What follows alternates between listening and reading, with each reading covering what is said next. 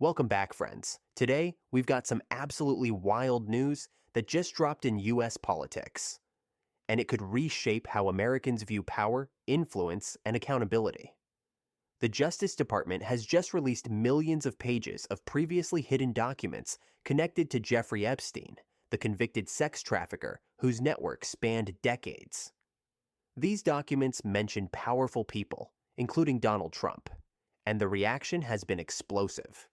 Today we're breaking down what's really in these files, what they don't prove, why this matters politically, and how it's impacting public opinion. Let's get right into it. 1. What was released? The scale is massive. On January 30th, 2026, the U.S. Department of Justice published what officials say is the largest release of Epstein-related material yet. More than 3 million pages, accompanied by over 2,000 videos and 180,000 images from its long-running investigation into Jeffrey Epstein and his associates. This release was ordered by the Epstein Files Transparency Act, a federal law passed by Congress and signed by then-President Donald Trump in late 2025. It legally required the Justice Department to make its files public, but only after redacting any information that could identify victims or jeopardize ongoing investigations. The sheer size of this release, spanning roughly 3.5 million documents and records, is historic and makes this one of the most significant transparency efforts ever undertaken in a major criminal investigation. Now, what's inside the files? The material released includes court records and flight logs, emails and correspondence, photos and videos, FBI and DOJ investigative notes. These records cover decades of law enforcement activity around Epstein's crimes and his network of contacts.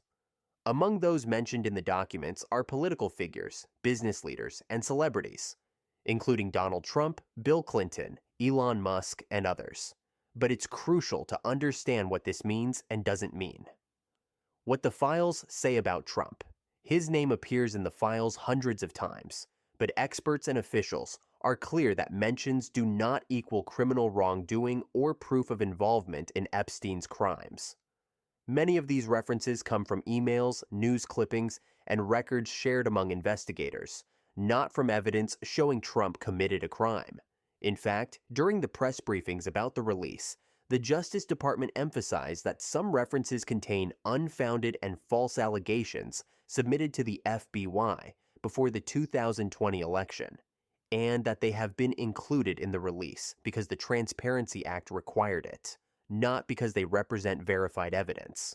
Put simply, Trump is mentioned in the files, but none of the publicly released material currently proves Trump engaged in criminal behavior related to Epstein. No new charges have been brought against him based on these documents. Even though millions of pages have now been made public, critics argue that the release still falls far short of full transparency. Lawmakers, survivors of Epstein's abuse, and watchdog groups say that a significant number of records, possibly half of what the Justice Department initially identified as relevant, were withheld or redacted under legal privileges or to protect ongoing investigations. Survivors and allies have also criticized how some redactions were handled, saying that the identities of victims might still be at risk, even as powerful figures mentioned in the documents remain shielded from full scrutiny.